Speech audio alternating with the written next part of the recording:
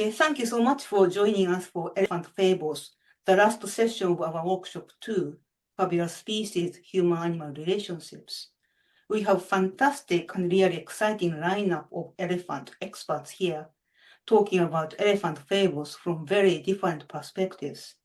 And I'm delighted that we have Professor Nigel Rothfels at the University of Wisconsin, Milwaukee, as the chair for today's session, whose recent publications include Elephant Trails, A History of Animals and Cultures, a wonderful book which traces the history of Western ideas about elephants.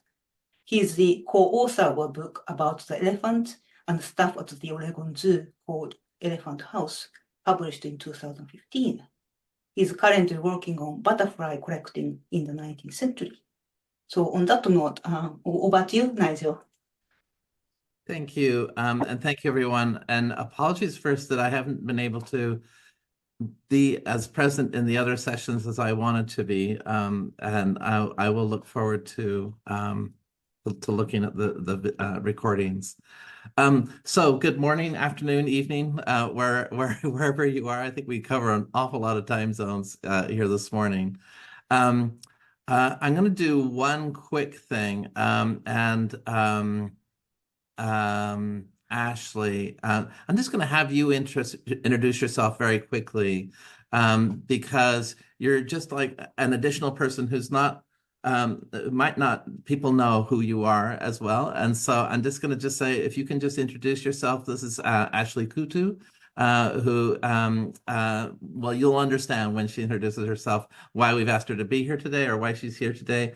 So anyway, go ahead, Ashley, and then I'll introduce everyone else. Great, thank you so much. So yeah, I'm Ashley Kutu, and I currently work at the Pitt Rivers Museum at the University of Oxford, which is an anthropology and archaeology museum.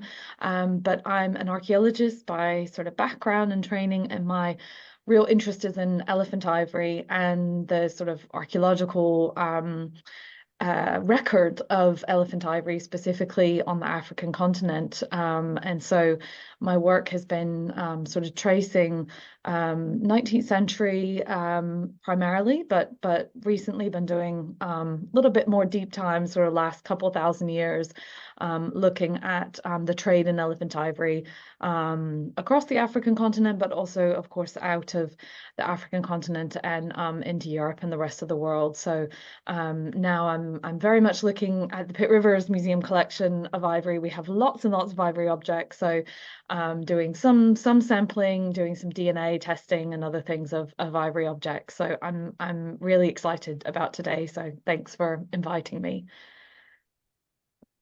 Thank you, Ashley.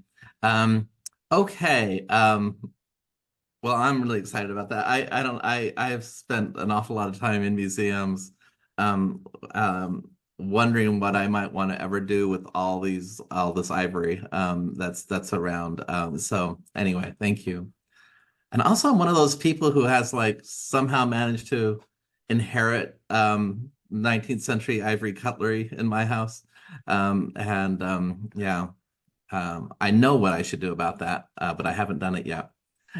Anyway, so I'll introduce our speakers today, and they're going to go pretty much in the order of the program. This session is slated for 2 hours, and I think our presentations or their presentations will cover maybe like the first hour and 15 minutes or something like that. So we should have plenty of time at the end for people to have their questions. I assume some of those might just be sort of discussion about the conference at large.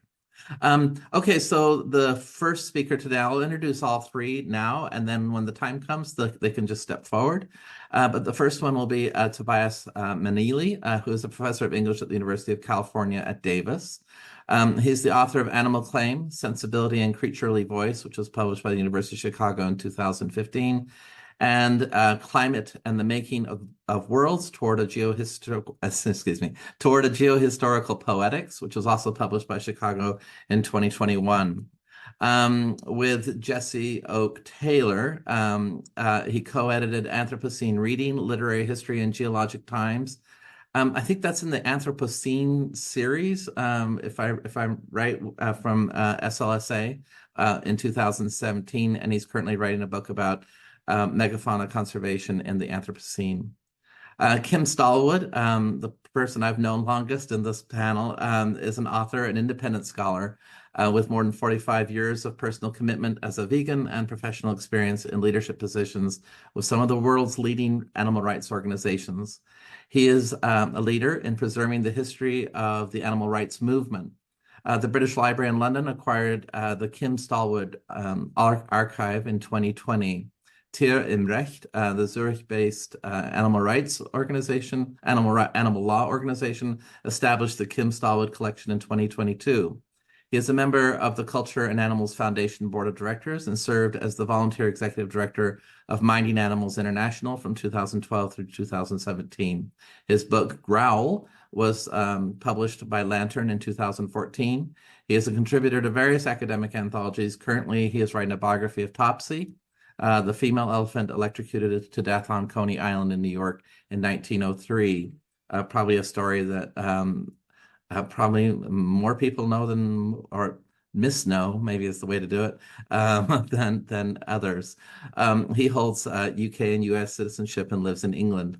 Sospeter Kiambi, who will be our last speaker, is a senior research scientist at Wildlife Research and at the Wildlife Research and Training Institute.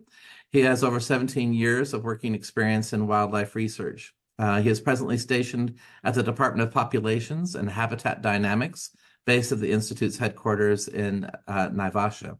Sospeter obtained a degree in wildlife conservation and management from the University of Nairobi and a Master in Science in Conservation and International Wildlife Trade from the University of Kent in the UK. He's currently enrolled for the PhD at the Durrell Institute of Conservation and Ecology at Kent. His research aims to investigate the human-elephant coexistence in a post-ivory ban landscape. Amongst many other courses, Sospeter is a trained and registered environmental impact assessment and audit expert with the National Environmental Management Authority in Kenya, and a trained trainer on monitoring the illegal killing of elephants, MIKE, the acronym, and black rhino monitoring using the IUCN African Rhino Specialist Group's AHRC monitoring guidelines. He is skilled in biodiversity management, ecology, geospatial, and statistical analysis. So that's a lot for my mouth to get through, but I think we'll go ahead and turn to Tobias first. Tobias? Thank you, Nigel. Thanks, everybody, for being here. It's been really exciting to be involved with these discussions yesterday. The complexity of the multi-time zone symposium has made it difficult to make some of the sessions, but those that I was able to attend have been really rewarding, and I'm totally excited to be participating in this panel today. So I'm going to go ahead and try to get a slideshow going here.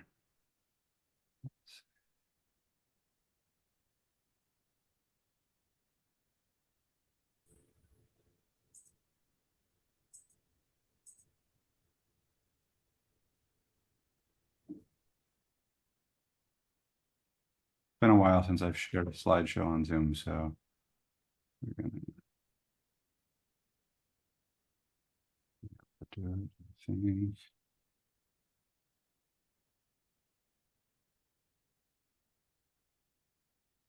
Okay, is that visible to everybody? You're good. Okay. Good right now? You can see those elephants? Okay, great. Thank you. So, like Nigel in his fabulous book, Elephant Trails, I'm going to begin today with the Buddhist fable of the blind men, each describing a different part of the elephant. To read a fable, we convert the manifest content into an implied lesson. And this fable is justly famous because its lesson, perspectival relativism, is so profound.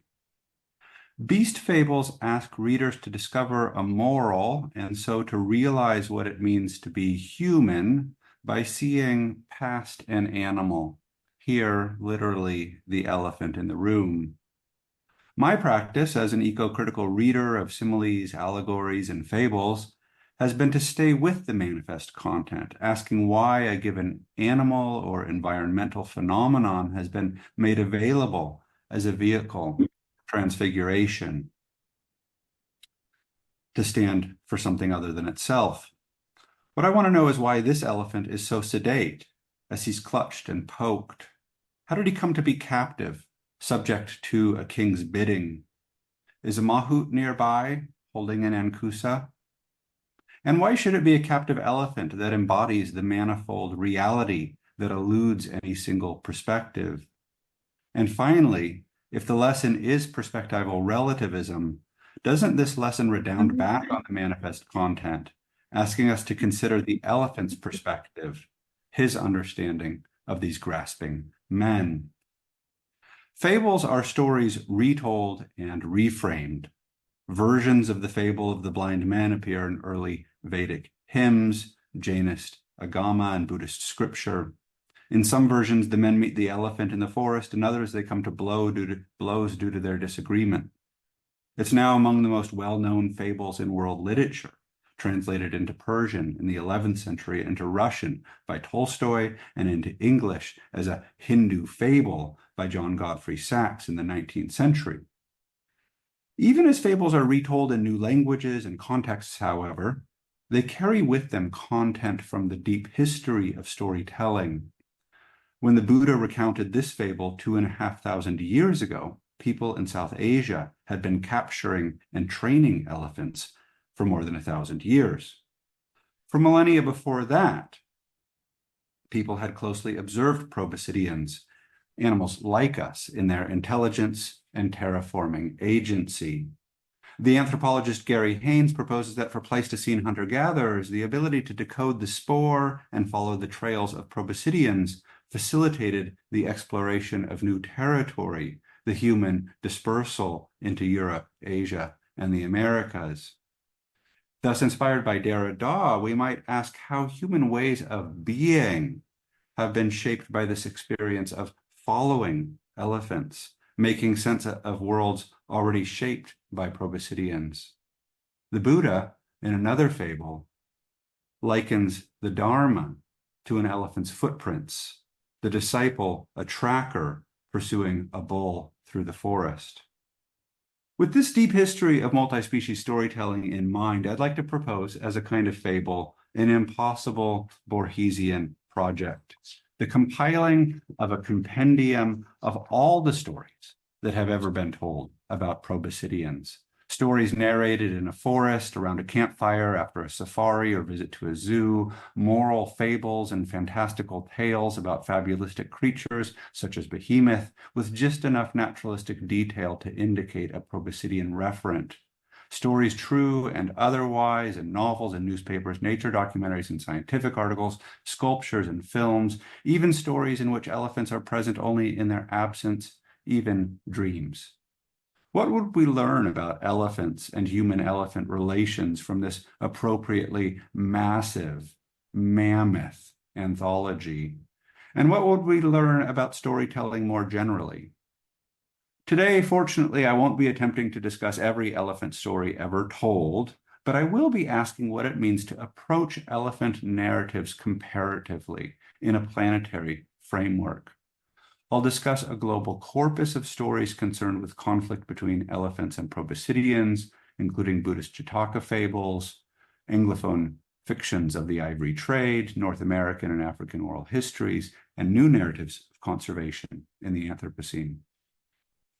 My preposterous fantasy of a complete anthology of proboscidean stories may call to mind the 19th century fable collectors Kaori discusses in her wonderful book, Imperial Beast Fables.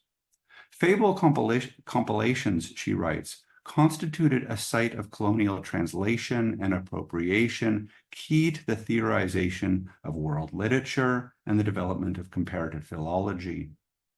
While scholars today regard such approaches as inadequately attuned to cultural difference and colonial violence, We can, I think, learn something about the deep history and purpose of multi-species storytelling from the comparatist questions asked by 19th century scholars like Max Muller, ambitious questions often inflected by a Darwinian evolutionary framework. As a literature scholar concerned with multi-species relations, I've grown increasingly aware of the limits of a discipline founded on the distinction between literature and other forms of story work and narrative meaning-making. For my current project on conflict and coexistence between humans and other megafauna, I've been seeking to broaden my archive, in part by getting out into the field and listening to people tell their stories. Fables, as Nagai and others argue, play an important role in state formation and imperial expansion because fables stage the incorporation of orature, oral storytelling traditions, into literate culture. An increased awareness of the mediatory role of words, Nagai writes, supports the establishment of order and civility in the wake of expansionist violence. The imagined transition from war to peace, from brutality to humanity, is performed in the act of reading past a metaphorical animal to see a shared human value. Often, as the Victorians recognized, beast fables consolidate the human by absorbing and reframing precisely those cosmologies they called animist, and we've learned to call perspectivist, which regard animals as persons defined both by a distinct point of view and an embeddedness in complex inner and infra-species relations. In Myth and Anarchy, Matthew Spellberg claims that orature, oral storytelling, works against the consolidating authority of states and empires because oral storytelling societies recognize that every telling of a tale is a revision, expressing interpretive choices made by an individual teller. Spellberg seeks to reclaim myth from its modern definitions as static archetype or false belief.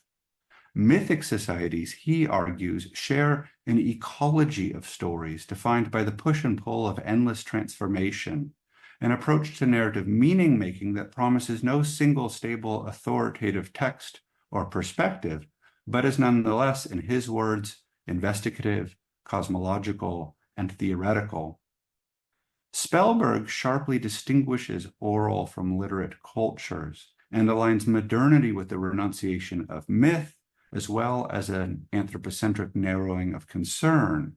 But he also allows that mythic meaning-making is never altogether extinguished, a point he supports when he describes The Simpsons as mythic storytelling. And indeed, The Simpsons has a contribution to my Borgesian compendium, the episode in which Bart wins an African elephant, whom Homer attempts to sell to an ivory dealer, and who's finally released into a wildlife sanctuary. Those of us working with multi-species narratives reckon with the ways inherited interpretive methods, including those that shape the beast fable tradition, condition us to look past animals, to understand stories as negotiating human relations and identities. My wager is that interpreting proboscidean stories in a comparative planetary frame helps us to recognize forms of conflict and compromise that extend beyond the human. Many of these stories are set in borderlands and on battlefields. They record violent clashes between nations and between species. Elephants, I'll suggest, often embody a sovereignty that defines and disrupts human political relations. Indeed, part of what's at stake in these narratives and the conflicts they represent is the very identity of those to be recognized by political categories such as sovereign and freedom. Yet even this political, or I think preferably geopolitical, approach to multi-species narratives, I worry, elides a set of relations that are ecological rather than political, centering not on humans, but on the role proboscideans play as landscape engineers, contributing to ecological complexity and resilience.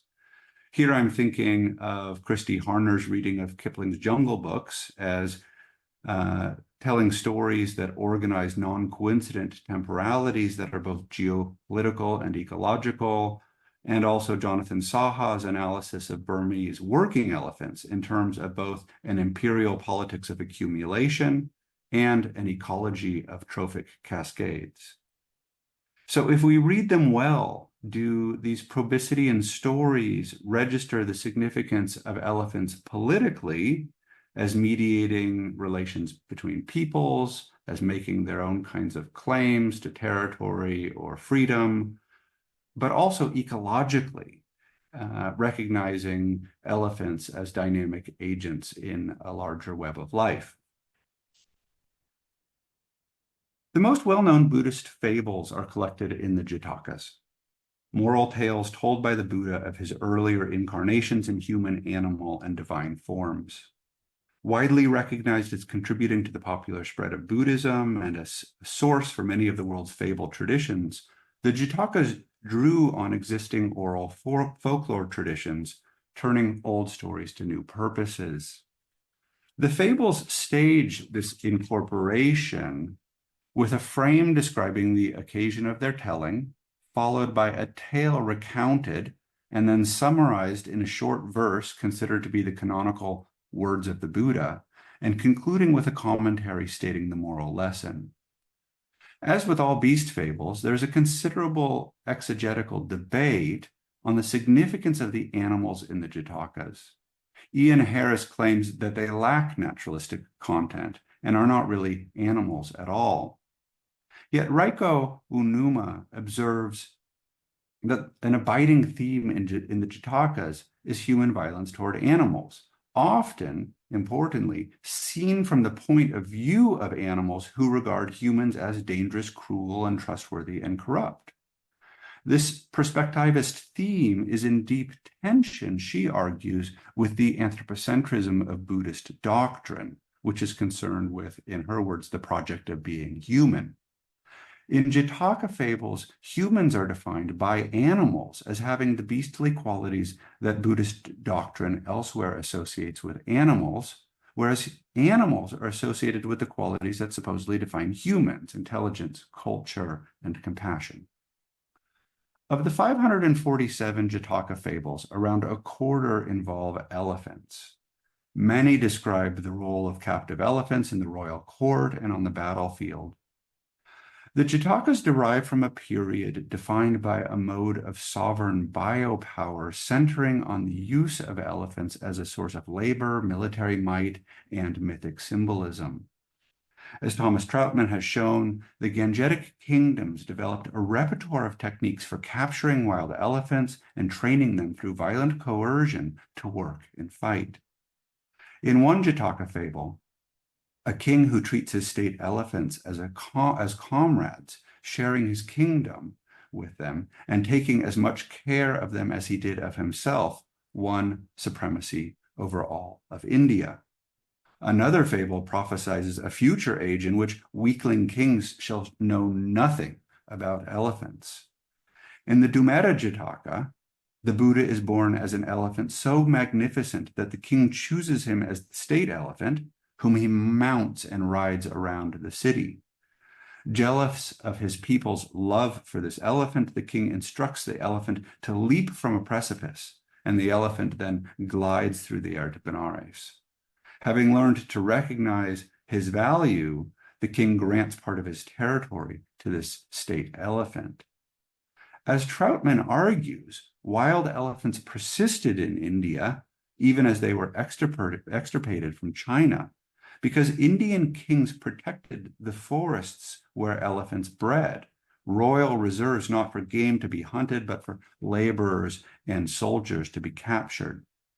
Because it's difficult to oversee reproduction among captive elephants, and because elephants mature slowly, it's more efficient to capture adolescent elephants, leaving the labor of child rearing to their mothers in the wild. This means, of course, that captured elephants experience traumatic loss and must be violently trained to follow human commands. It also means that captive elephants remain, in a sense, wild, self-willed. In one fable, The Bodhisattva warns a monk keeping a young elephant that when the elephant grows up, they'll kill even those who foster them, which ends up being what occurs in the fable. The elephant, full grown, goes into musts and kills the monk keeping him. Numerous Jatakas depict the capture and training of royal elephants. In the Dubala Katha Jataka, a king instructs his mahouts to break in a state elephant so that he will stand firm, imperturbable in the chaos of battle.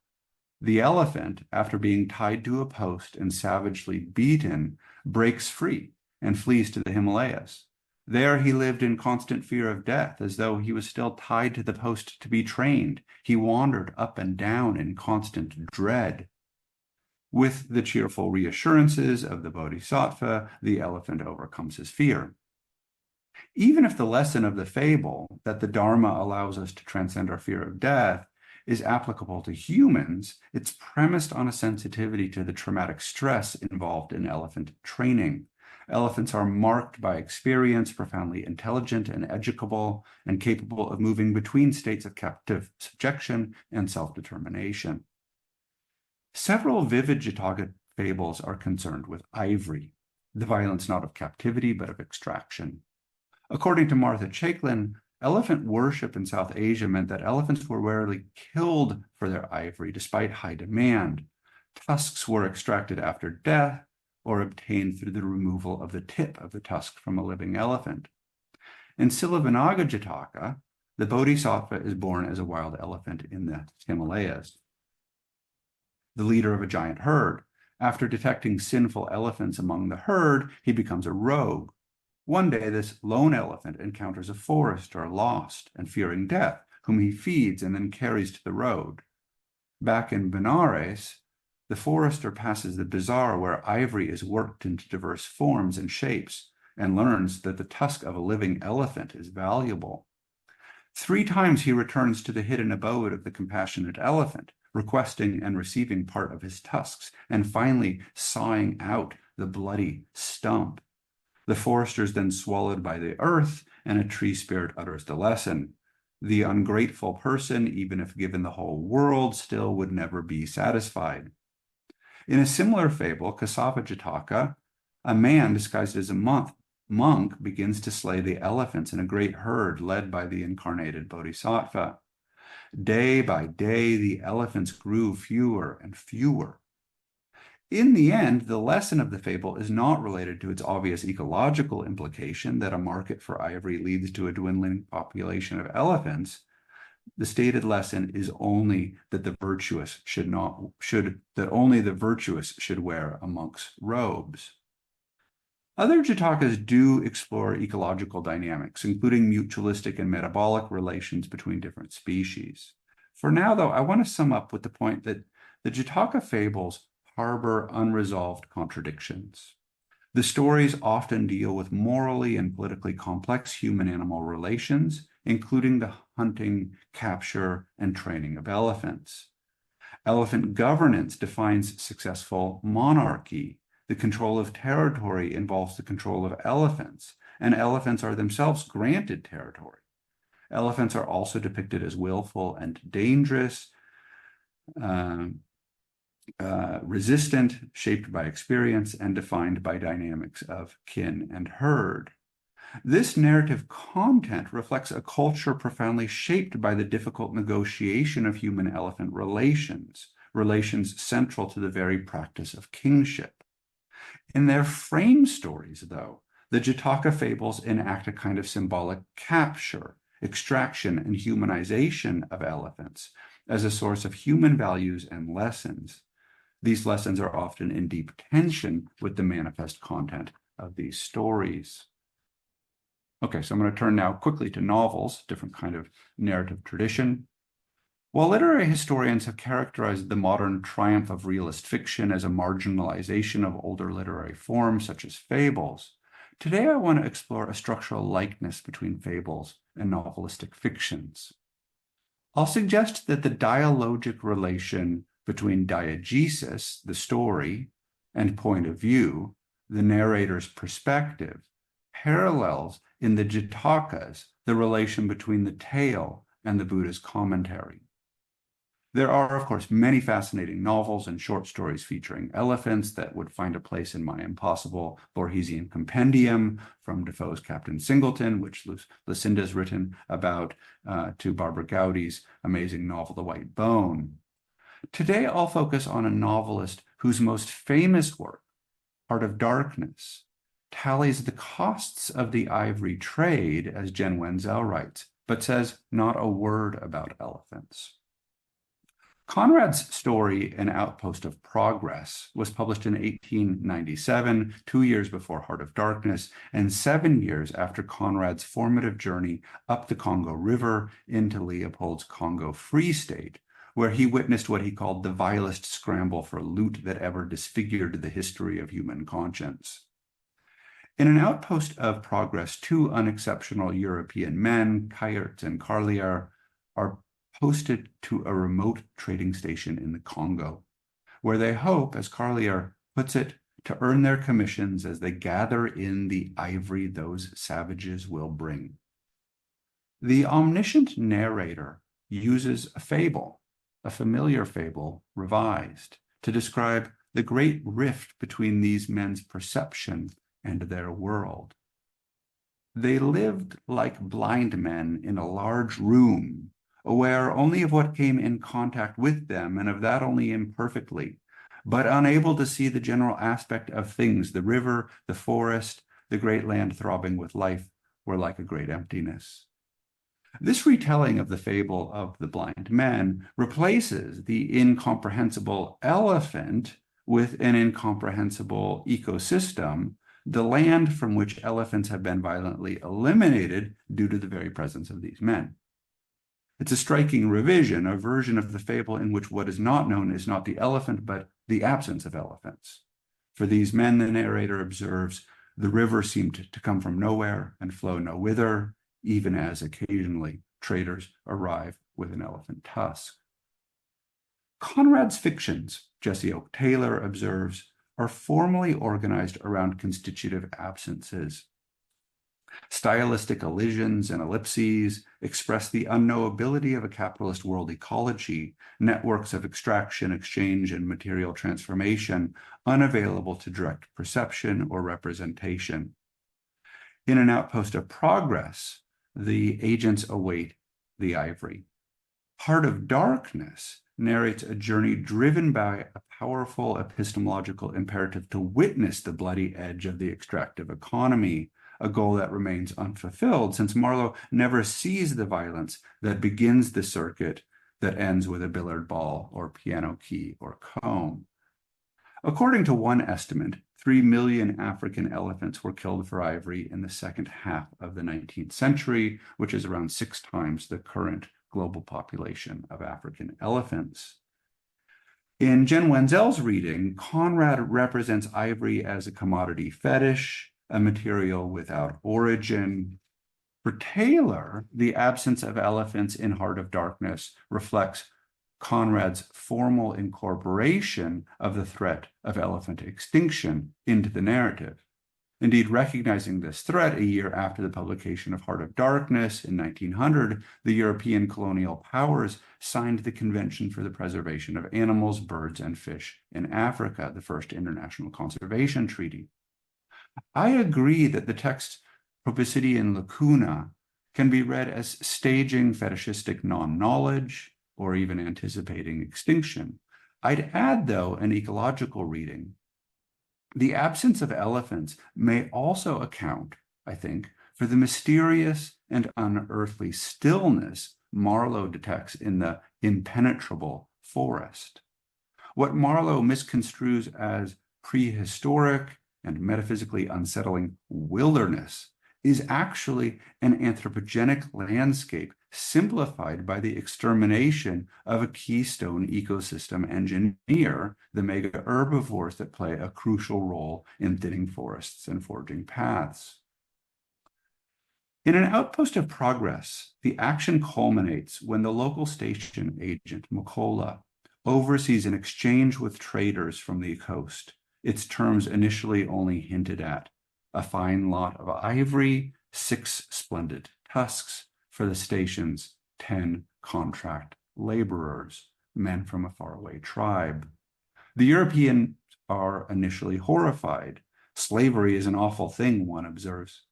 As they weigh the heavy tusks, they accept the exchange, the men being company's men, the ivory is company's ivory, and they agree to hold their tongues regarding its specific terms. Then, as their food is running low, Carlier calls Kayert a stingy old slave dealer. They fight, and Kayert shoots Carlier.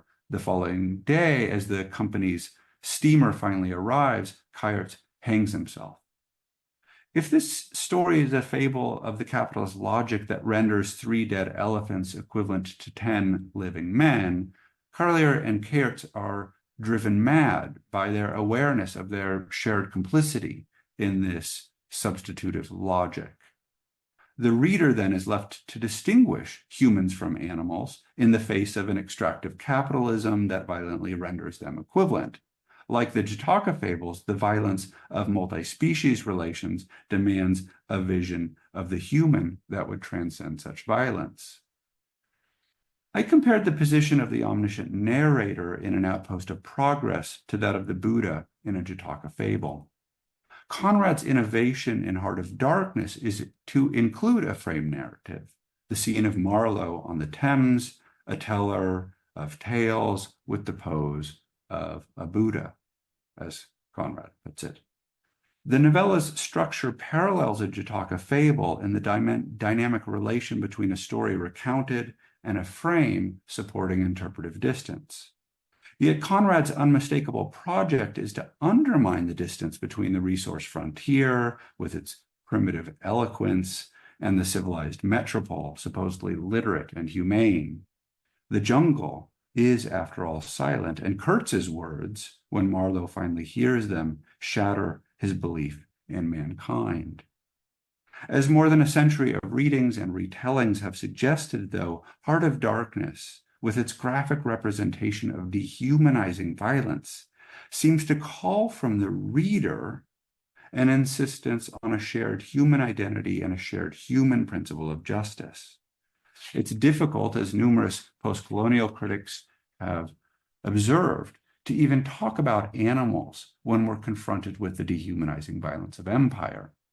And yet, the violent relation between peoples, in Conrad's narratives of the ivory trade, are inseparable from the violent conflict between people and elephants. So now I'll turn briefly to a third type of story involving a human-elephant conflict, oral histories.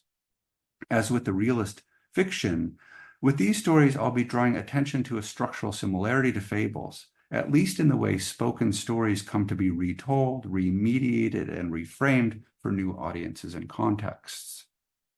One series of astonishing stories involving proboscideans comes from indigenous oral traditions in North America.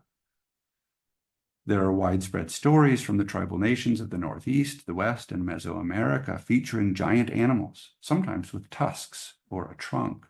These creatures are often violent, aggressive shapers of the land, smashing trees, transforming forests into prairies, modifying waterways.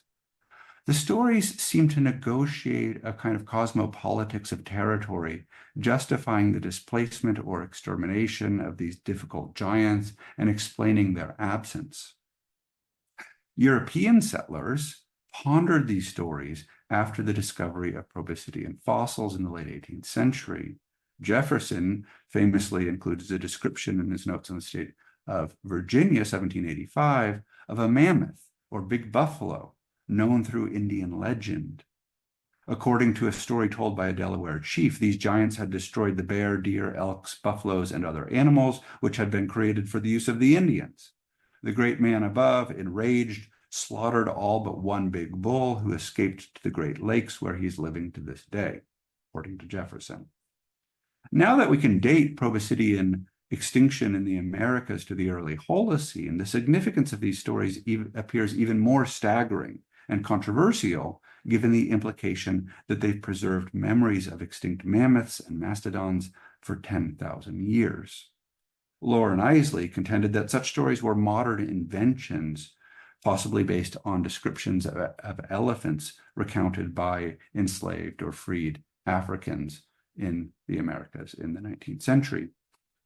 More recently, these stories have been drawn into debates about the megafauna extinctions. So Vine Delorius written a fair bit about these stories, as has Paulette Steeves in the Indigenous Paleolithic. Steeves, a Cree Métis paleoarchaeologist, cites oral histories featuring apparent mammoths and mastodons as an example of indigenous knowledge attesting to the deep past of native inhabitation. She includes a story told by the Cayuse of a conflict between Coyote, king of the gods, and a herd of elephants who trumpet, uproot trees, and muddy the Umatilla River before being expelled north. So now these old stories about difficult interspecies relations are finding new stakes in conversations about the potential restoration of free-roaming proboscideans in North American ecosystems. There is, of course, an incredible range of stories about proboscideans in African oral traditions, and today I'm fortunate to be sharing the panel with Sospeter, who I'm sure knows far more about these stories than I do. So, among the many types of stories of ancestral relationality, of elephants as mappers and modifiers of ecosystems, as difficult and dangerous neighbors, I just want to share one story I was told this last summer in Kenya. My son and I spent 5 days in Majimoto last June, a village on the Loda Plains north of the Masai Mara. Our guide Sam told us that local elephants had grown more aggressive since a period of intensive poaching 15 years ago when Chinese workers had come to build a highway. The surviving elephants, he said, were vengeful. I've heard similar stories in Asia of elephants seeking revenge by trampling crops, destroying buildings, and attacking people. Laureen Moore recounts a story from the San of Namibia. A crocodile pulled on the nose of an elephant, and since then elephants have long trunks and are easily aggravated. And Lucinda and Nigel have both written in their work about the European history of ideas about elephants and revenge and vengefulness. Given the extensive research showing how habitat loss, trauma, and the breakdown of kin relationships all contribute to human-elephant conflict, it isn't difficult really to recognize the ecological explanation for these stories of elephant antagonism and revenge. Okay, so very briefly to conclude, I'm going to turn to a final set of narratives about human-elephant relations and human-elephant futures that orient practices of conservation, but which also, importantly, recall themes I've been tracking through this talk: elephant governance, captivity and freedom, trauma, kinship, territorial conflict, and the ecological role of Earth's largest land animals. There are several projects in Africa and Asia working to rewild elephants. In Kenya, the Sheldrick Trust oversees a long-term project of rehabilitating injured and traumatized elephant orphans, re-socializing them in surrogate human-elephant communities before reintroducing them in late adolescence into wild herds in protected areas such as Amboseli National Park. In Asia, there are around 40,000 wild elephants, most of them in India, and around 15,000 captive elephants, including temple elephants and street performers. With the decline of the logging industry and new sensitivities around coercive captivity, sanctuaries are opening, often funded by ecotourism, that promise to return elephants to a greater degree of ecological embeddedness and bodily autonomy. Until 2017, for example, a number of elephants continued to work at Angkor Wat, the Great Khmer temple complex in Cambodia that was more or less built by elephant labor. They continued working there carrying tourists on their back, and then a female elephant, Sambo, died of heat stroke, and there was a widely publicized petition to end elephant riding, after which a local entrepreneur moved the remaining elephants to a sanctuary in the Kulin Mountains, where they roam free in their natural habitat, even as they're made available to be fed, touched, and bathed by visitors. And there's tons of these sanctuaries now in Thailand, Cambodia, and elsewhere in Southeast Asia. Each of these projects narrates a reparative story about multi-species relations and elephant autonomy. Each works to shape a definition of the human, actually, defined both by active intervention in and withdrawal from elephant lives. Okay, my last example here. A second set of conservation stories involve the mapping and protection of elephant migration corridors. What's at stake in these stories is not dissimilar to what is at stake in many of the stories I've discussed: conflict over territory and the possibility of sharing space. Last summer in Samburu, I met Paul Kokoru, who was working for Save the Elephants. Paul showed me an app with real-time tracking data following a number of satellite-collared matriarchs and bulls all across Kenya. This data is used to identify corridors which are shared with the government for inclusion in the National Gazette and for infrastructure development, such as this, let's see, do I have this picture? Yeah, this fantastic elephant underpass on the Meru-Nanyuki Highway.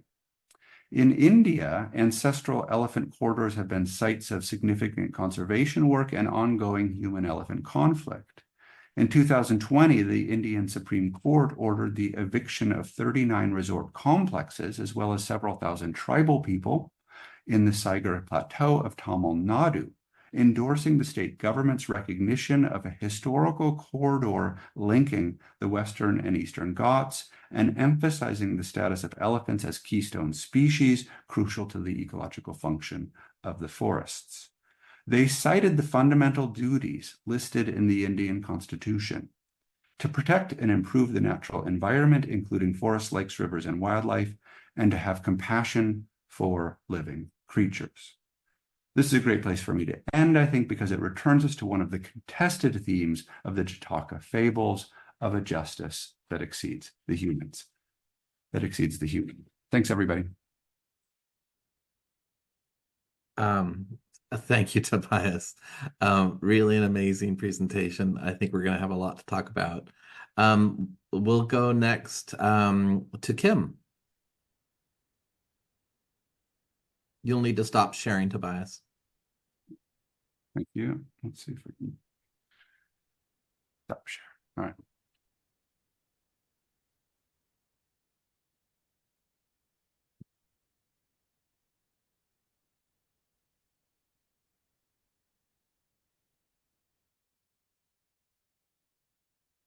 Okay, can everyone see this? All right.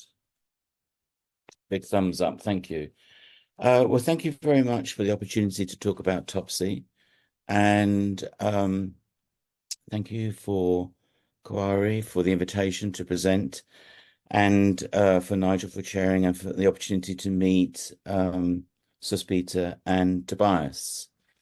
So my focus is on one single elephant, and her name was Topsy, a female Asian Indian elephant, and as Nigel mentioned, quite a well-known elephant, and quite a badly well-known elephant, I would say, because one of the things that's become apparent as I've been researching and writing her biography is how much is known, how little is known, and how so many assumptions are made about her which are wrong or appear to be wrong. At least they seem to be wrong from all the evidence that I'm gathering at the moment. And so Topsy was a female Asian elephant born in Southeast Asia in 1875. We don't know where. We don't know how she was caught. But we do know more about how she died, and she was electrocuted to death at Luna Park on Coney Island in New York in 1903. And in between her birth and her death, I'm trying to piece together a biography about her. I'm fascinated by animal biography, the lives of individual animals told as a biography. And in writing this biography, I've worked that I'm having to take three voices. Her voice, I want the reader to read what I believe she would think, which is my fiction, if you like, an investigative reporting approach, and then a third approach, third voice, is me as an angry animal rights person giving my commentary over what happened with her. So I'm going to theme around myths or realities. There are a series of myths or realities about Topsy and her life. And I'm going to leap straight away into the first one, which is that circus impresario Adam Forepaugh, who bought Topsy from Hagenbeck in Germany, he brought the baby elephant into New York Harbor at night without any drawing any attention to her, and took her down to Philadelphia, where Forepaugh is based. And normally what circus impresarios like Forepaugh and P.T. Barnum did was that when their cargoes of wild caught animals arrived, they would bring a lot of attention to them and invite the press to be present, incite the public to go and watch. But what Forepaugh did with this baby elephant was bring her in to the country at night and bring her down to Philadelphia, because he wanted to claim that he had the first American-born elephant. And this is the first myth, I think, about Topsy. And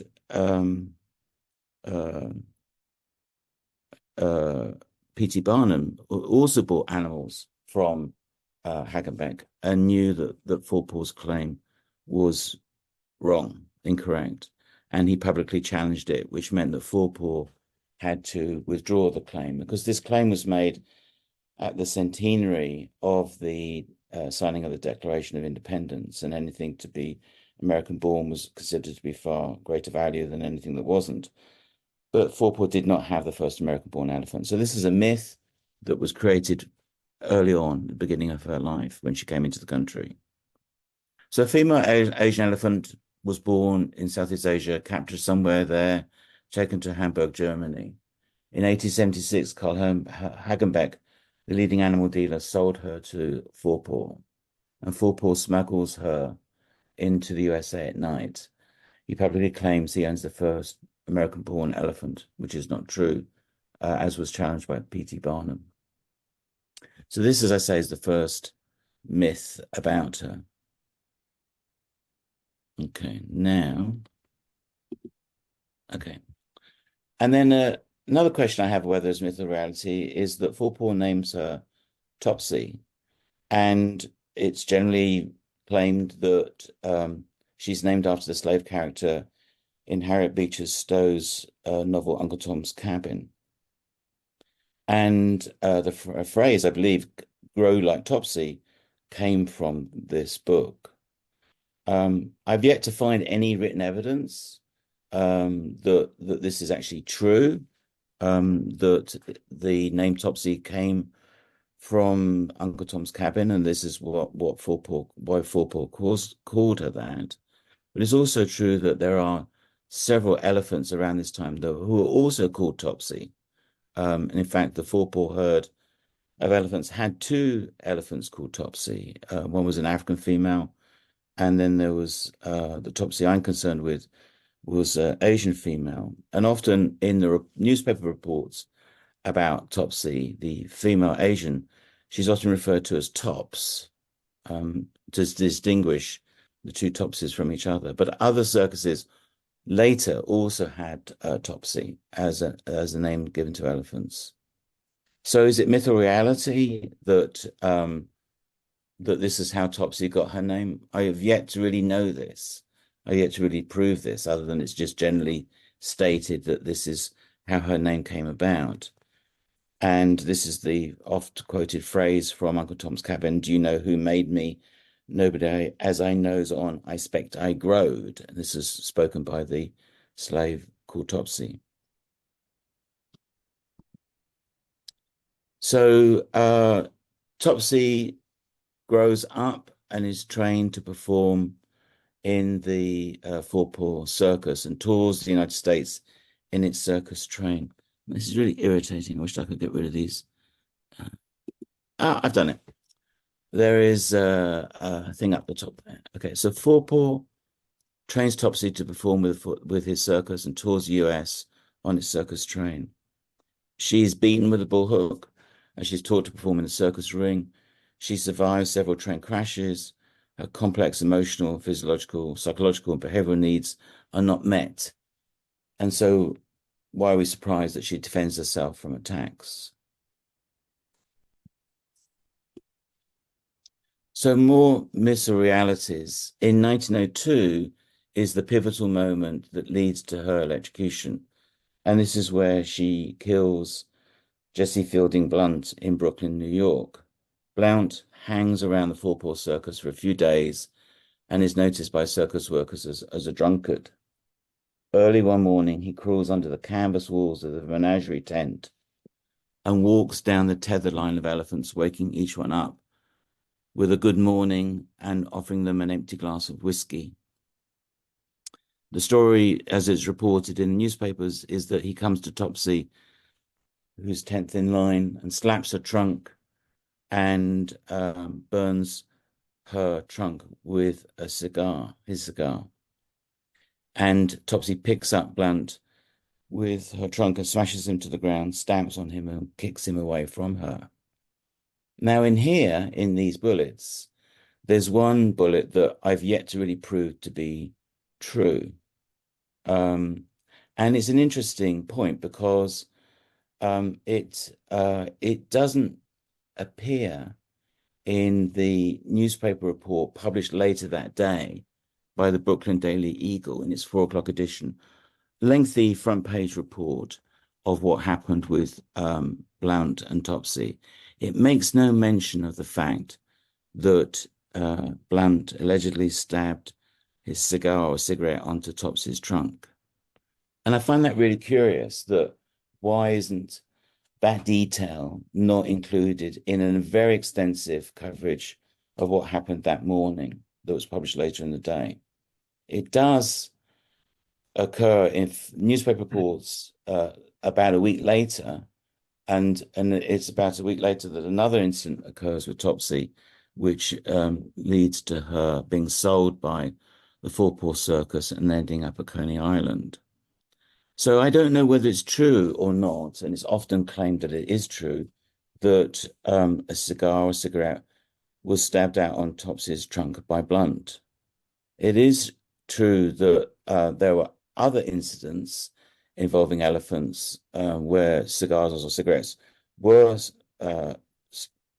burnt their trunks, but I'm not sure yet if this is true with Topsy. So it's a myth or reality. It's a kind of an unknown at this point, but it's often cited as the reason why Topsy kills Blount.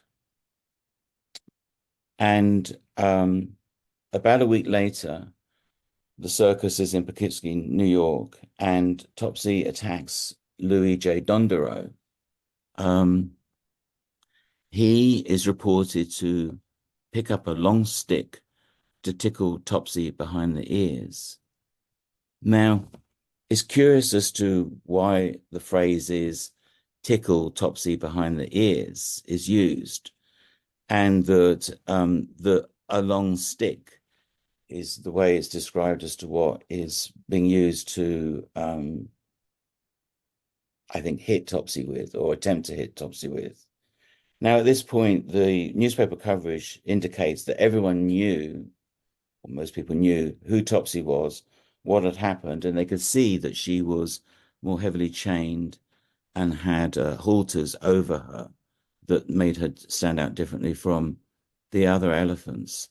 So it's curious as to why Dondero would have approached Topsy rather than any other elephant, and why it's reported that he picked up a stick to tickle her behind the ears.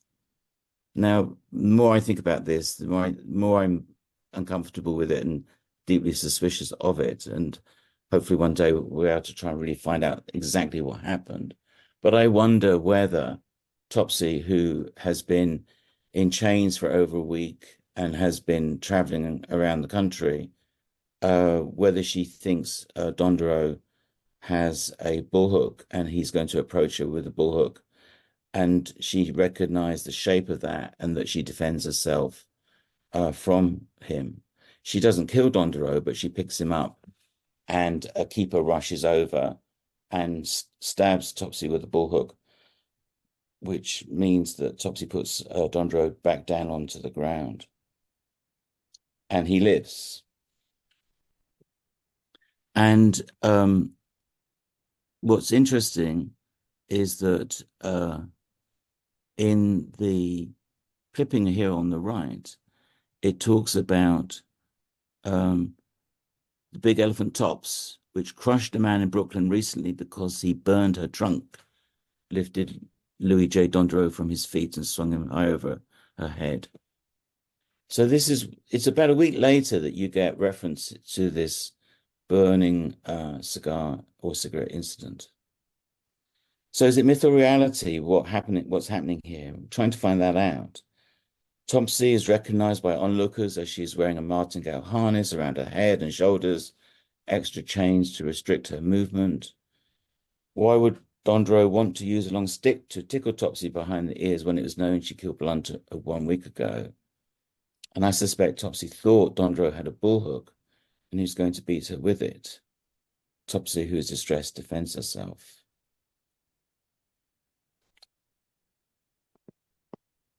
So the Four Paw Circus decides to sell Topsy because they consider her to be too dangerous and uncontrollable. And circuses often sold on elephants, changed the names, changed the biography of them because they became too difficult to control.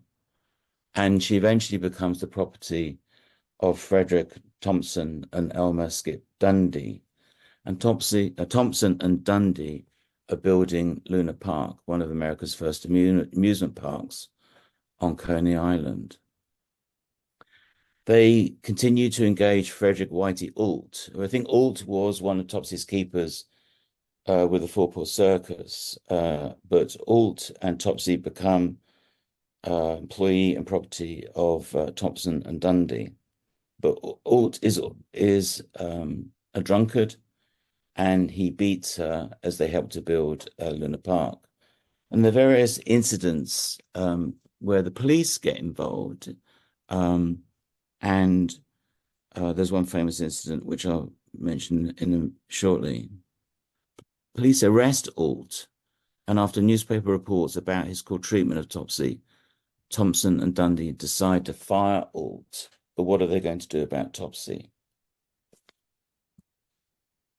And the incident I'm referring to is one where Ault is arrested and is taken to the police station on West 8th Street, and Topsy follows them. They go inside the police station, and Topsy tries to go inside the police station following them. She walks up the 5 broad granite steps and gets wedged in the door and starts trumpeting.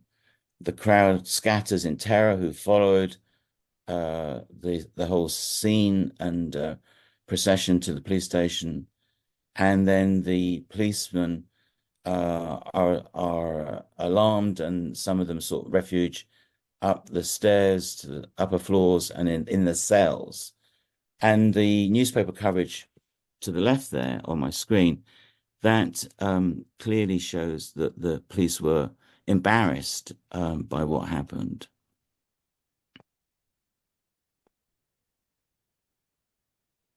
So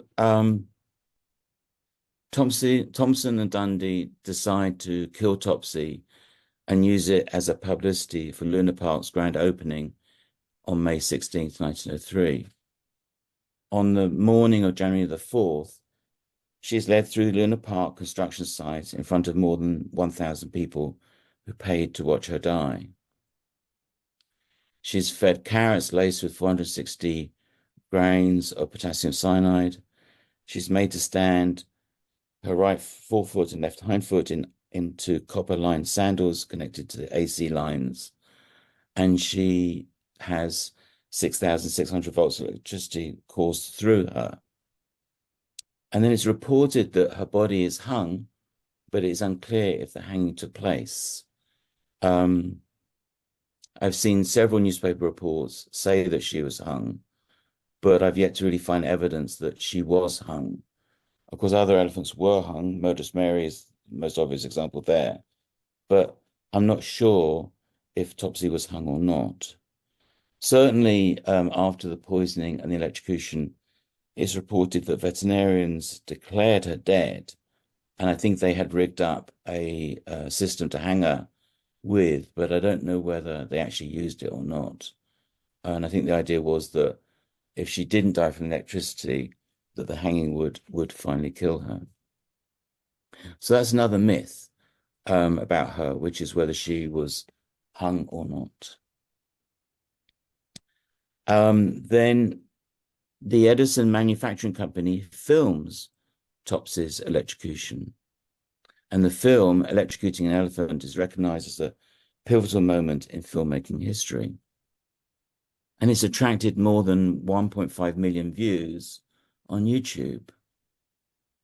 So that often it's written that Edison was present at Topsy's electrocution and that he switched the electricity on to kill her, and that it was his company that filmed the electrocution. Plus also that Topsy was a casualty of the war of currents between Edison and Westinghouse over which electrical system was going to be used to power the United States as an emerging industrial power. So there are more myths here that are being raised about her life, especially to do with how she died, how she was killed. And then after she died, there are more situations occur where it's claimed that a ghost of Topsy is seen at Luna Park, and it's rumored that elephants once refused to walk over the ground where Topsy is buried at Coney Island. And it's a challenge to me to see whether I can prove whether these things are myths or realities. So to bring this to a sort of conclusion, was Topsy's America's first-born elephant? No. Was she named after Uncle Tom's cabin? Probably, but we'll never know for sure, I think. Did Blount burn Topsy's trunk with his cigar? Maybe, but it's just so curious that in the extensive newspaper report published the afternoon of Topsy killing Blount, that's published on the front page, there is no mention of Blount having a cigarette or stabbing it on her trunk. There's mention of him being drunk and having an empty glass of whiskey, but there's nothing about a cigarette. So did Blount burn Topsy's trunk with his cigar? Maybe, maybe not. Did Dondero tickle Topsy's ear with a stick? Yes, but I question whether that newspaper account really reflects actually what happened. And I kind of wonder whether the truth is being massaged here, because Dondero was the son of a local successful businessman. Was Topsy hung after she was poisoned and electrocuted? Unknown. Maybe she was. Don't really not yet been able to prove one way or another. Was Edison present at Topsy's electrocution? He wasn't. I think he died by then, if I remember correctly, but I have to double check that. Did Edison switch the electricity on to kill Topsy? No, he wasn't there to do that. Did he own the company, the Edison Manufacturing Company that filmed the electrocution? No, he didn't own it at that point. I think that he had sold the company. Was Topsy a casualty of the war of currents between Edison and Westinghouse, as it is often claimed? Well, that's not true, because the war of currents happened about 10, 15, maybe 20 years earlier than when she was killed in 1903. Did Topsy appear as a ghost at Luna Park after her electrocution? Maybe, unknown. Did elephants once refuse to walk over the ground where Topsy is buried, as it is often claimed? Again, unknown. And it's just so curious that there are so many unknowns and maybes about Topsy's life, where more is known about the final year and the final days of her life than for most of her life. And if she had never been caught as a baby in Southeast Asia and brought to Europe and then to the United States, we would never even have known of her existence. So that's my presentation about Topsy, whether it's fact or fiction. And I just wanted to leave you with just a brief account here of my work for animals. So writing the Topsy biography is a departure from my normal activities. But ever since I saw the film of the electrocution, and I first saw it in the early 1980s, it's sort of it rises up in my life over a number of years, to the point where the last time I saw it, I really felt compelled to want to do something about it. And reading Elizabeth Heth's book about the chimpanzee who was taught American Sign Language, I really appreciated the idea of writing a biography of a single animal. And so this led me to where I am now, which is researching and writing the biography of Topsy. Thank you very much. Thank you, Kim. And I'll apologize, people. Apparently, I left my microphone on, so hope that wasn't distracting for people. I'll add one more thing, Kim. I don't think the elephant came from Hagenbeck. I don't think Topsy came from Hagenbeck. Really? No. There's actually a surviving account book from 1874 to 76, and there's no entries in it for forepaw, and it doesn't really mean very much, because some people would say that something came from Hagenbeck and it was going through various stops along the way, and it would get credited to Hagenbeck because it was a name that people knew. So it's just one of those things which, I don't know, maybe it did, maybe it didn't. But as far as I've ever seen or been able to find, there's no record of Hagenbeck selling elephants in those years to forepaw, for what it's worth. Anyway, so we'll go on lastly to Sospeter Kiambi. Sospeter, are you there? I think Yes. so. There you are. Good. Yes. So I'll let him go, and then I'll come back in a little bit. This time I'll mute. Yeah, thank you very much. I'm not sure if I'm able to share some screen.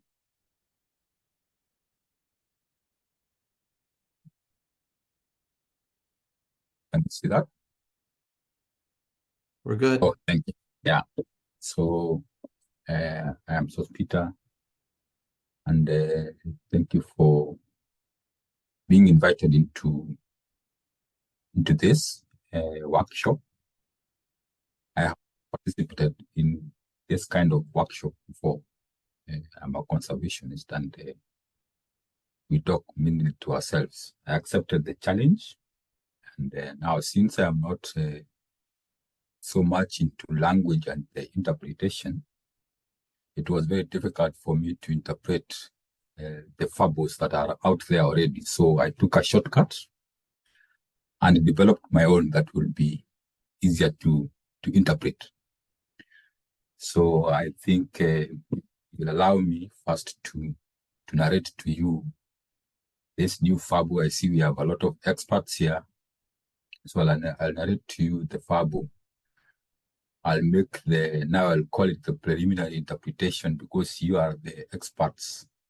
Then maybe you'll also help me to do the more detailed interpretation. So thank you and welcome to this new elephant fable.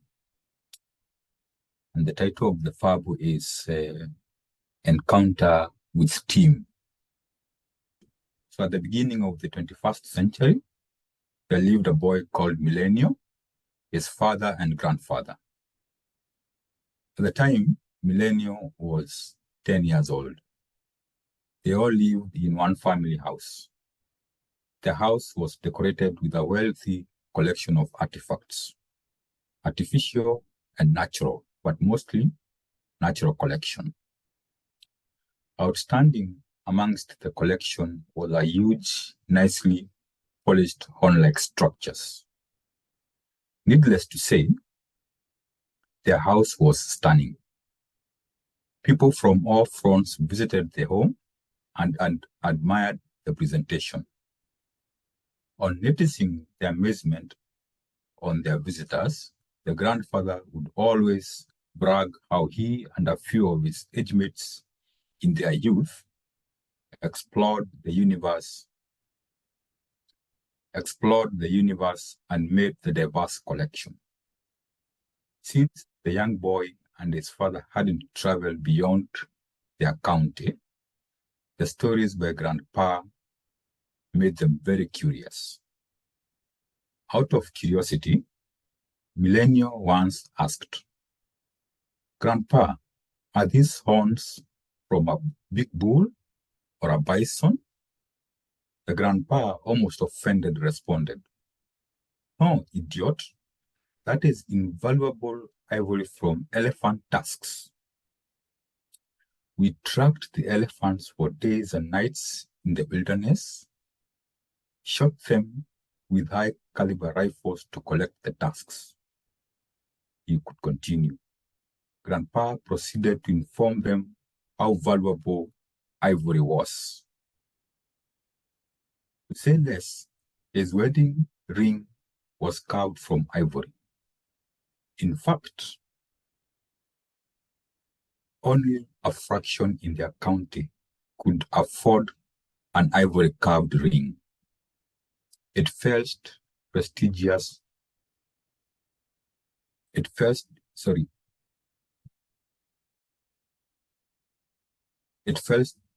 prestigious to have one. Whilst the grandpa opted to decorate their home with his collection, some of his age mates chose to trade the elephant tusks with other far nations. Grandpa had learned how prestigious the tusks were to these far nations too. In those nations, he was informed that in addition to the prestige from artifacts, ivory could be transformed into aphrodisiacs, poison detectors, and even spell telling. In fact, according to Grandpa's estimates, ivory was more valuable to the far nations than back home. Business was booming. Even though the grandfather never created an environment for dialogue, Millennium was always eager to his stories. Many questions lingered in the young boy's mind. His father would not be of any help, as both of them had not been beyond their county.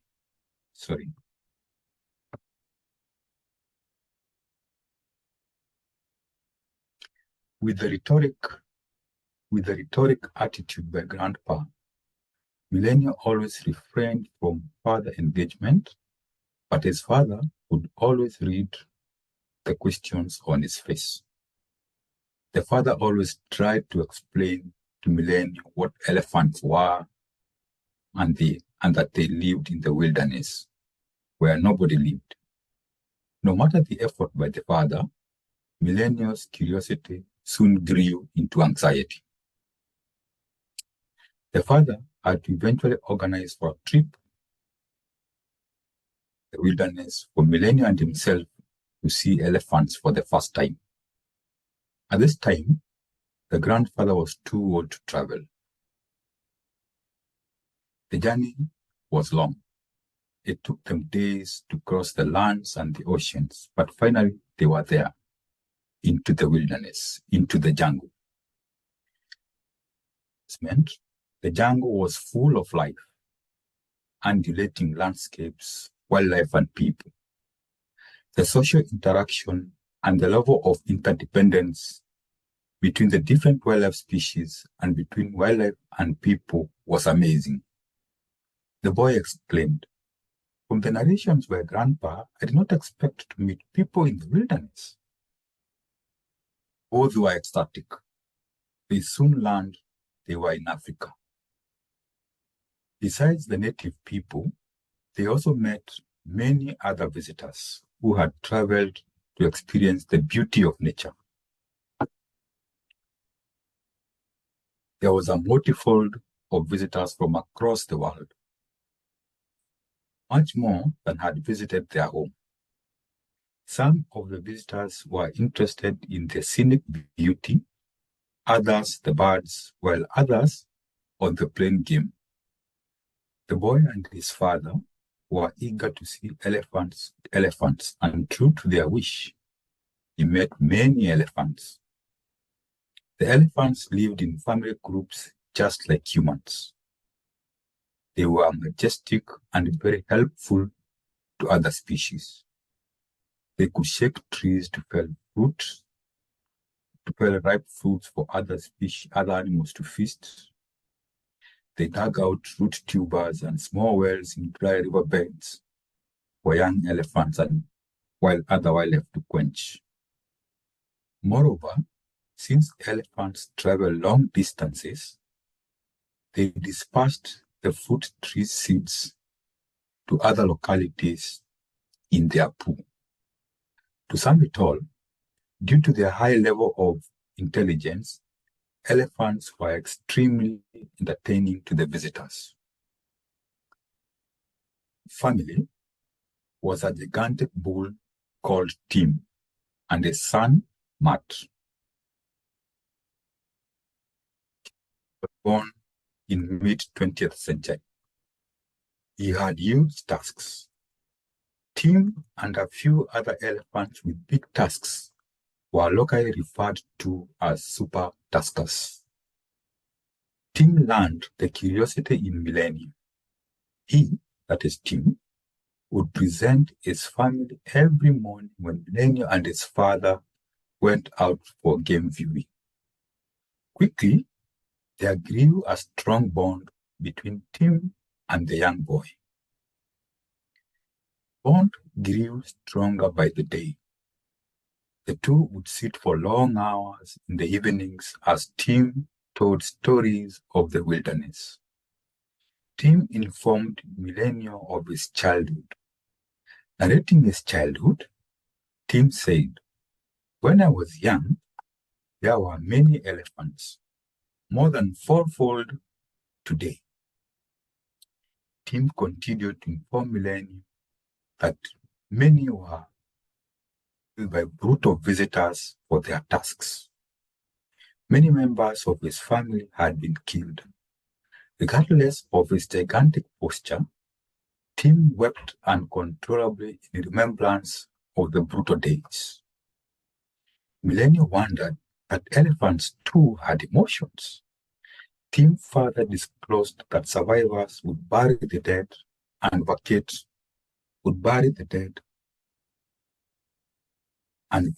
the massacre sites to try clear the brutal memories. Tim wondered of what use the brutal visitors had with their tusks and not take all the bones. To him, the tusks were for defending the family, shaking trees for fruits, digging root tubers, and so on.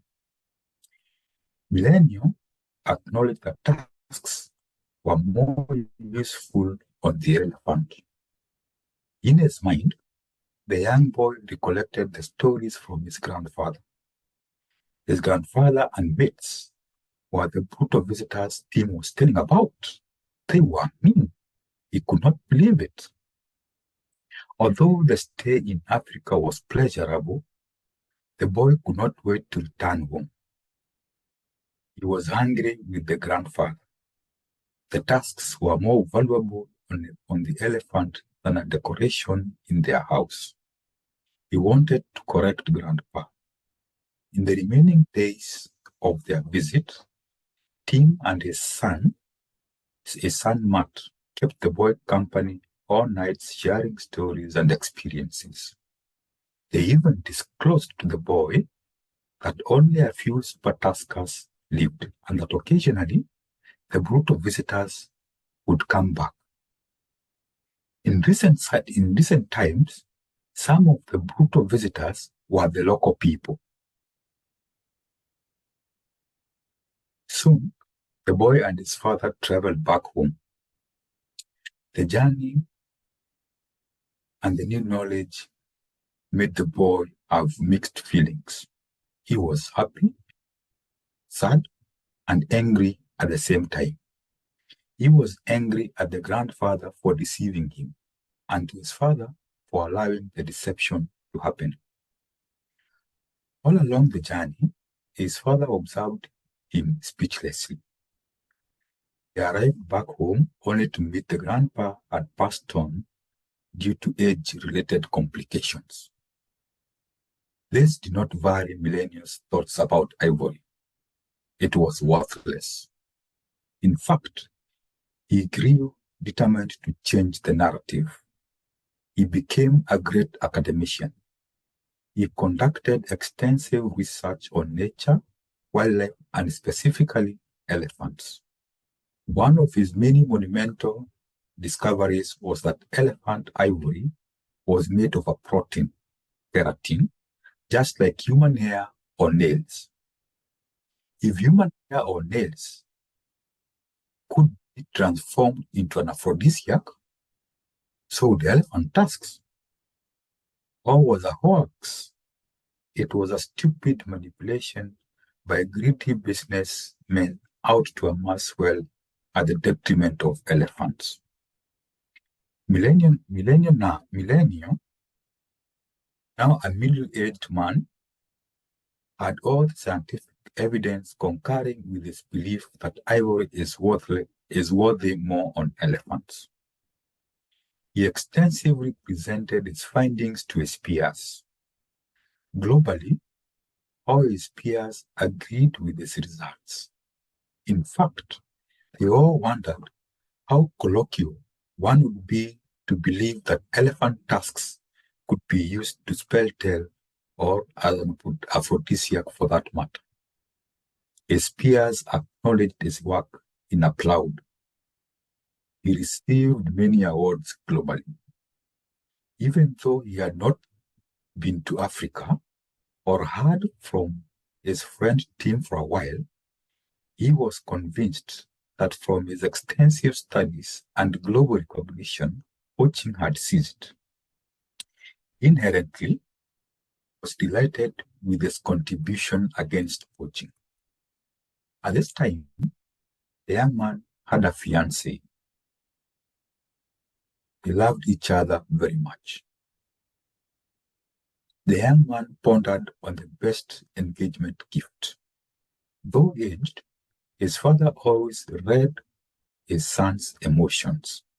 He knew the boy was struggling with selection, and why not Africa? Your friend Tim, the father murmured.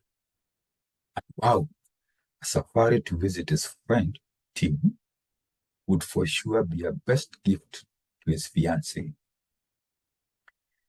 The young man planned a trip to visit and present his fiancée to Tim and his family. He was anxious to meet Tim. At this era, transport infrastructure had greatly improved compared to his initial trip. They took a flight, and in a few hours, they were back to the wilderness. In their game drives, they met many species, but just a number of elephants. Millennium inquired extensively of his friend Tim and any other of the super tuskers. After days of unfruitful searching and inquiry, the young man and his fiancée encountered an elephant family. This family was not as welcoming as he had experienced previously. In fact, the elephants were hostile and confrontational, almost dangerous. The elephants were angry. They attacked the visitors. Millennium could not understand what had changed. His fiancée was frightened. Just before trampling the visitors, a young elephant bull stopped the others. He had recognized the young man. The young man was his father's friend. It was Matt. On inquiry, Matt, the young bull, explained to Menely and the other visitors that the family was mourning the death of their relatives. Tim was among the elephants that had been killed. Matt took the young man and his fiancée to the gravesite. It was pathetic. Many elephants, including young, had been killed and their tusks removed. Only Matt and her few family members survived the massacre. The fiancée could not stand the stench. She cried and asked Menely to take her back home. She wished she had never gone to the wilderness. Their flight back home was gloomy and silent. The two talked just a little. The young man wondered how there could still be poaching, considering his extensive research and the global recognition. To him, it was now basic knowledge that elephant ivory is worthless. Even his peers agreed, could wonder. This, the fiancé retorted, but the poachers aren't your peers. It is with this that the young man came to the realization that he had only been interacting and presenting to fellow scientists. Menely was distressed, but to save the few remnant elephant families, he could not despair. He had to do something. He sought to extend his campaigns, especially to the less informed consumers of elephant ivory, with a simple message: ivory is worthless and it belongs to elephants. So that's the end of my fable, and a few take homes from this is that there are 5 characters: Menely, his father and grandfather. The 3 of them represent 3 human generations. Team 2, the elephant and his young bull, also represent generations. So Tim is an older one, and luckily in this is that elephants and humans have more or less a same kind of lifespan anyway. So Tim narrates about the yesterdays when there was a lot of poaching in Africa. So this the first thing is about the generations and misconceptions, distorted perceptions that existed that led to the attraction to ivory in the first place. Many of us, when we hear about what the uses of this ivory, what the uses were attached to this ivory, we see it's baseless to say. Then the second one is the advancement in technology. When we compare the two trips to the wilderness, the first trip, they would take ships and walk and so on. The second trip, they take a flight. So in this narration, we use just transport, but in totality, there's a lot of advancement in technology that we should take advantage of as we do the undertakings and as we try to reach out more to sell actually what we understand best. And in my case, is conservation and the like.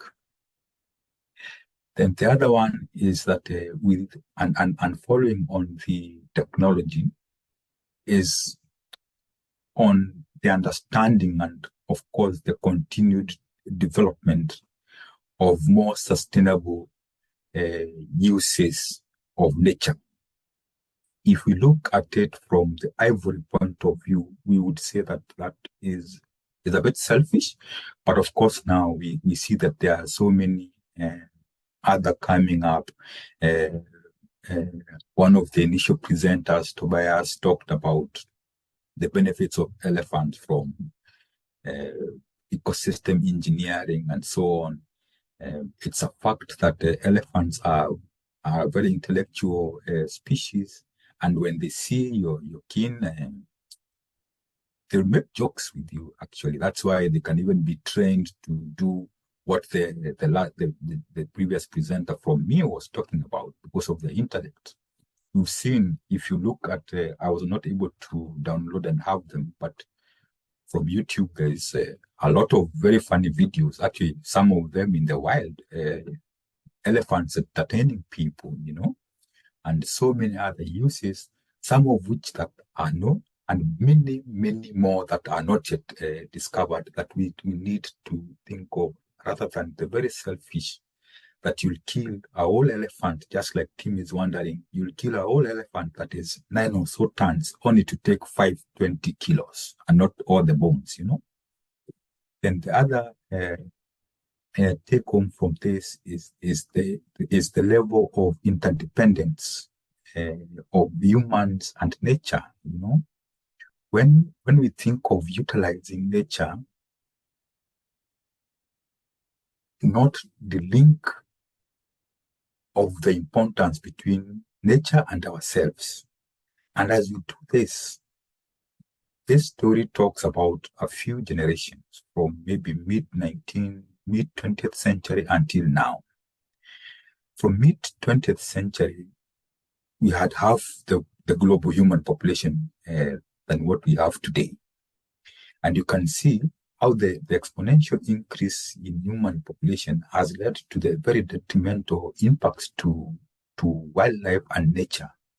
And the human population is projected to still increase. But we still are very aware of the interdependence between humans and this nature. However, in our daily routines, we are increasing the human numbers, talking of the interdependence just in theoretical and not marrying that especially into this coming future when we'll have more people dependent on this nature that we are destroying today. I think it's another thing that we need to take home. And the other one is you see an elephant is a giant. Yeah, the giant is a huge thing. But it is a fact that elephants mourn. They mourn and they bury the dead and so on. So look at the emotions that to big animals like the elephants that are able to display that. So now here we use Tim the elephant, and it is a fact that the elephants mourn. They are emotional, it's a fact. So now using Tim to represent the entirety of nature, how much torment do we put in nature by our selfish kind of extractions and so on is another thing that we learn from this. Then my last one, and the reason why I took this challenge to do a fable is on the need to broaden the audience. Millennium had done a lot of studies and gotten a lot of recognition. But unfortunately, it is by his peers. And this thing happens even today.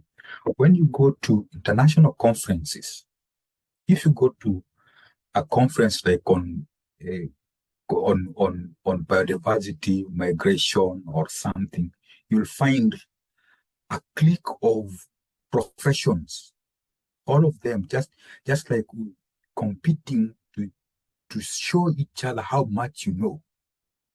People who are presenting to people who know.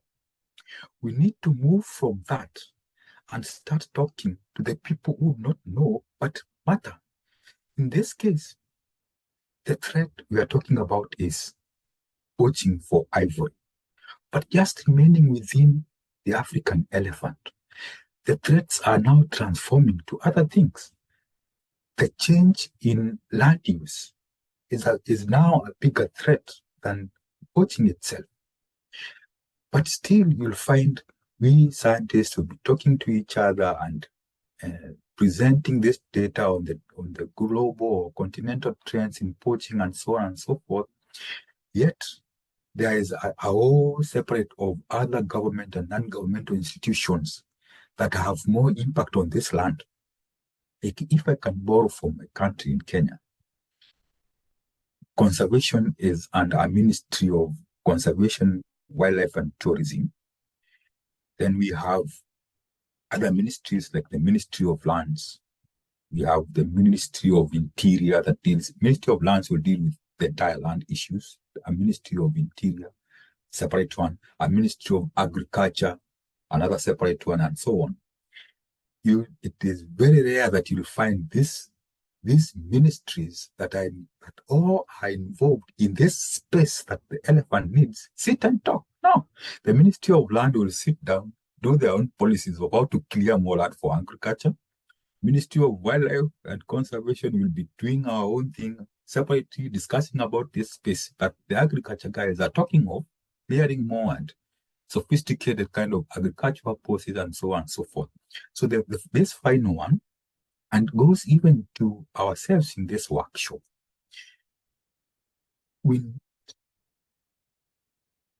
Then our approach is and reach out to those people who do not know what we do.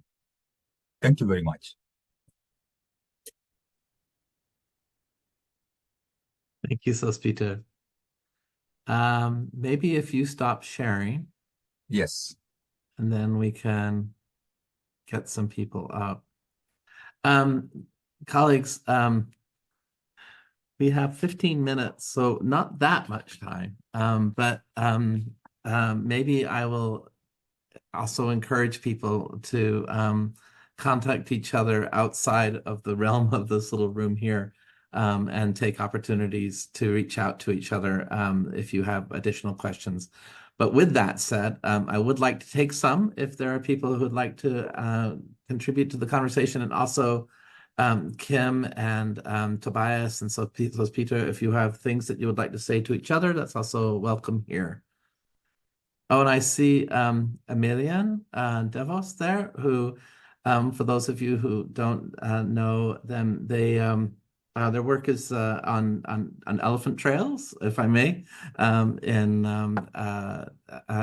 East Africa, from a very different perspective from most of us. So maybe, Emilian, you might also have questions as well for the participants. Yes, thank you for introducing me. It's super interesting to hear lots of things return that I encountered in my own field work. But I'll leave the floor to others first. Thank you. Nigel.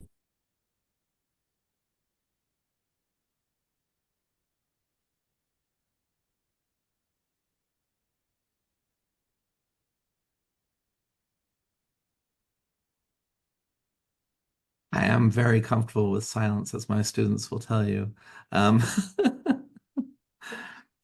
But then I can't restrain myself, and I will have to say some things. If I may, then, right, so a through line for this panel, obviously for the conference, is the power of stories. And I think one of the things that stood out for me, Tobias, in your account is some very, very old stories that get new lives as they pass through time, and so I don't, and then I think there's this thing with Kim's presentation where there's sort of a desire or quest for like an actual account or what really happened to Topsy, and having done some of that kind of work myself, I despair that such a thing is possible. But I think to the extent that I think in the case of Sospeter, also the effort to like capture the emotional state in both Kim and Sospeter's work of the animals about whom we tell our stories is really important. So I don't know if the three of you have thoughts about how your work sort of answers the call that Sospeter provided at the end to find a new kind of audience, especially for animal stories of this nature. One thing I noticed across the talks was different instances of the encounter with elephant aggressivity and elephant violence, and this often very incomplete recognition of that violence as itself a response to human mistreatment, but also to something more complicated, which is the breakdown of kin relations and intergenerational relations and elephant culture. And so this kind of misrecognition of we think we're describing what elephants are, but in some ways we're actually describing what elephants in relation to humans are in a lot of these different stories. And that came out, of course, in the story of Topsy, but also in Sospeter's wonderful fable, where in the second visit, the elephants have become much more aggressive after confronting this traumatic experience. Mm-hmm. Nice. I find it difficult enough to understand our own species, let alone understand any other species. And with Topsy, I can only really use my imagination to interpret how I think, give story to how I think she lived and thought and existed, which is probably going to be far from the reality that she had herself.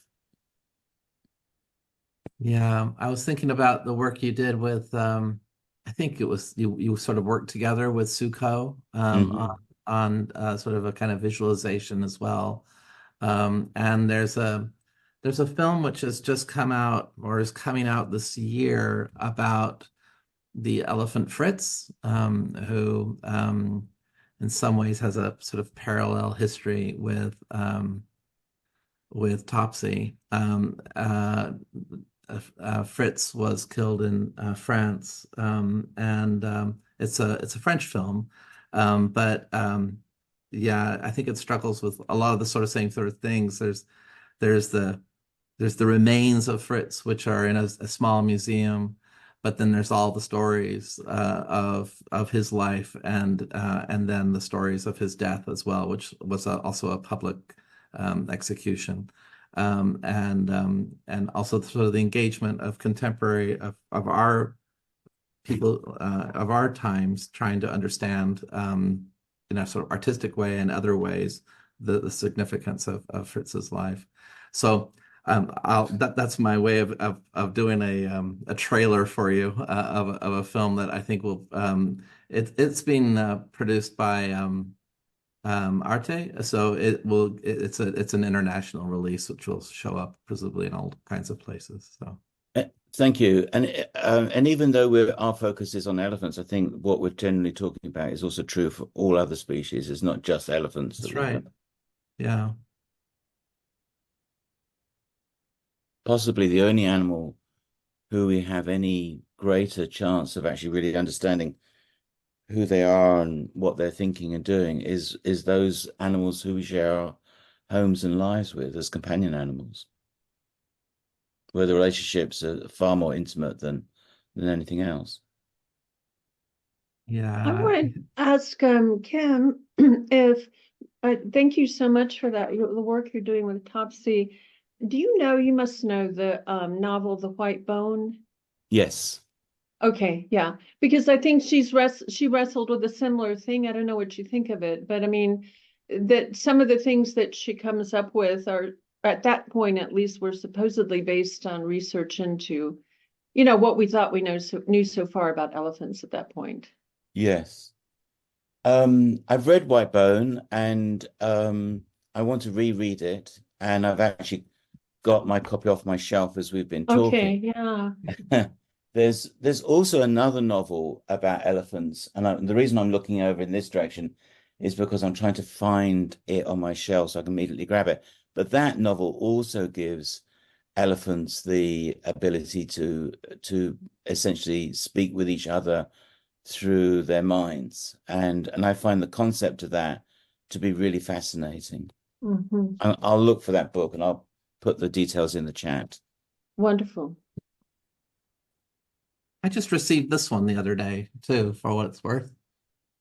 Oh. So it's sort of a novel What's in it verse. called? Yeah, do you know this? No, I can't say it. It's called For to See the Elephant, a novel in verse by Timmy Tro. I don't know how to pronounce that. Truax. Anyway, it just came to me the other day.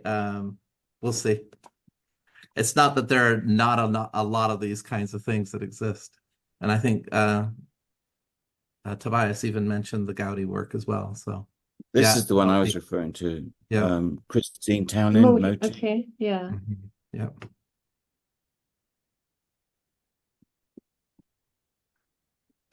There's a hand up. And I'm gonna is it Takshala? I'm not sure how to pronounce your name. Yes, it's Takshala, and my question is for Tobias, but thank you to all the speakers for a really wonderful panel. It was fascinating listening to you all. So my question is, Tobias, I think you really hit the nail on the head when you said there are all these elephant stories, and it's a kind of mammoth task putting them all together. And I've been taking a similar approach in my PhD dissertation.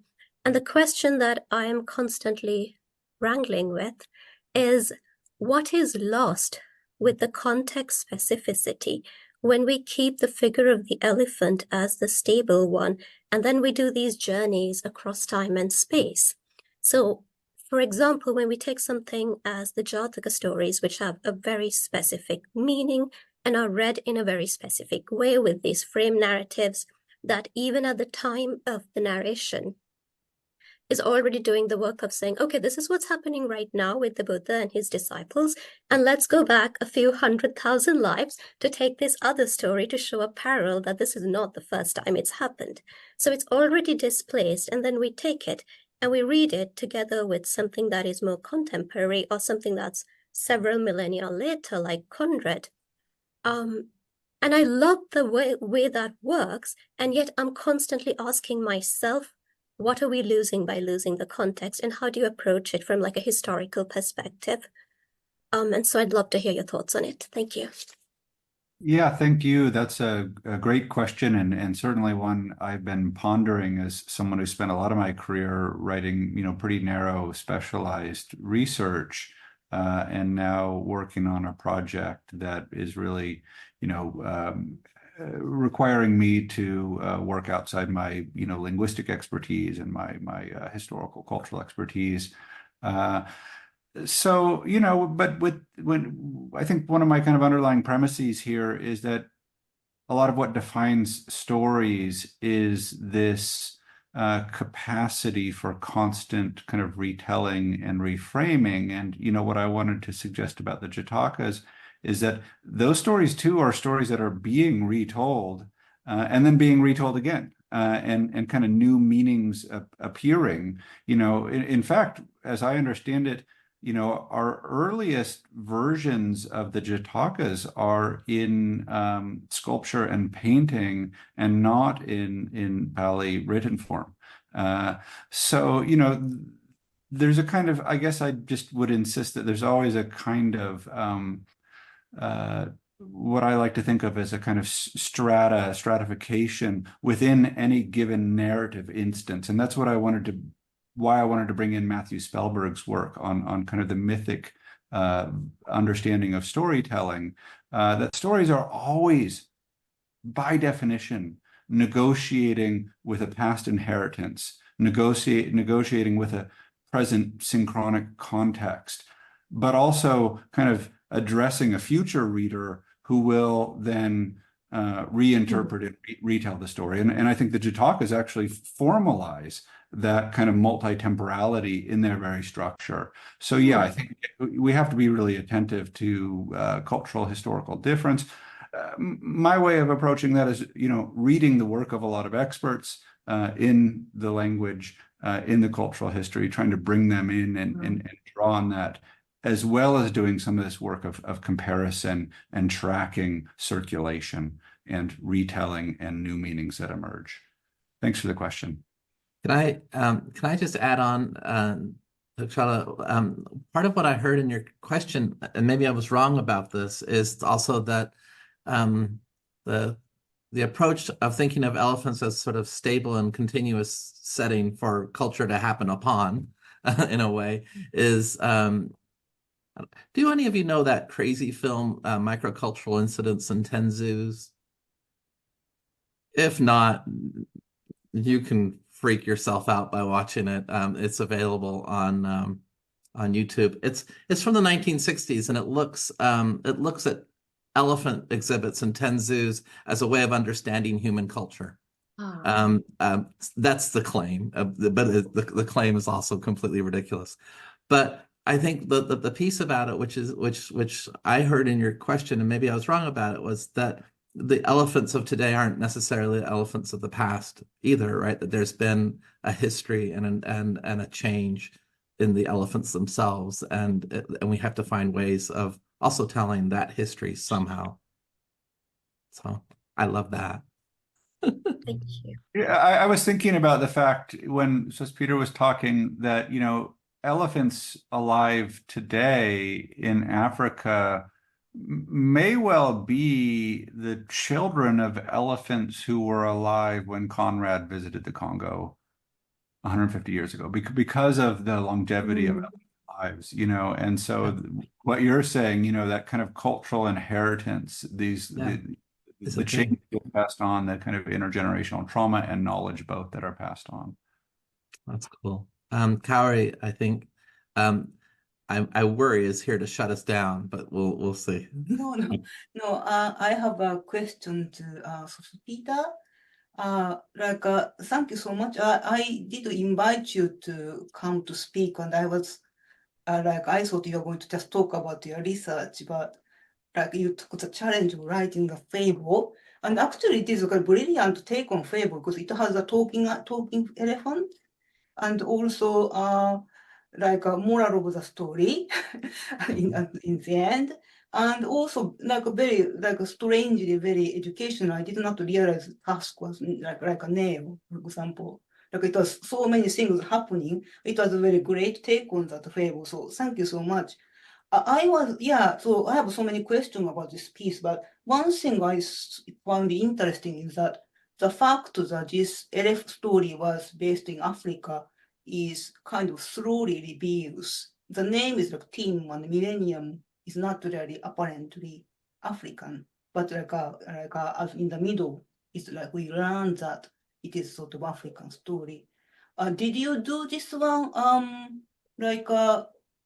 deliberately? The name choice of the names, how actually we kind of start to learning about the ivory to somewhere in local in Africa, that kind of movement. Why did you choose the name of Team and Millennium? Thank you very much. Actually, Millennium, his father and grandfather represent generations. I had actually, in the first version, I had put Millennium, the young boy. His father had called him Boomer G, meaning the Boomer generation. And then I have said the grandfather was Silent G, meaning the silent generation. So the names mostly have no other meaning than the presentation of the human generations. So millennium is the millennium kind of generation. The father is the boomer, the baby boomer generation.